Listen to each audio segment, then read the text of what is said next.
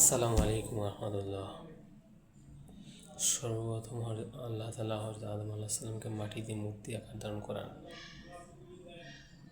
শুধু মাটি নয়, পানি এবং বাতাসের মাধ্যমে ওটাকে শুকান, আগুন দিয়ে পোড়ানো হয়। এর অনেক বছর পরে আল্লাহ তাআলা কী করেন? রূহ দান করেন। ইবলিস মাটির তৈরি এবং মাটি, পানি এবং আগুন বাতাস দ্বারা তৈরি হওয়ার পরে তাকে তার ভিতরে আল্লাহ তাআলা দেখতে নিষেধ করেছিলেন ইবলিসকে। সে আল্লাহ তাআলার হুকুম লঙ্ঘন করে নিজে দেখেছেন। এই জন্য এরপর আল্লাহ তাআলা কী বলছেন?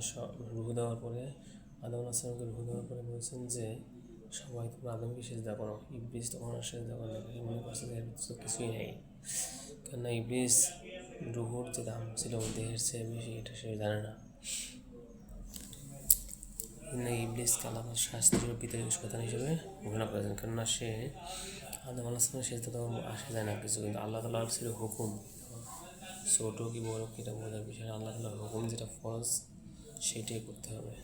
আসসালামু আলাইকুম রহমতুল্লাহ।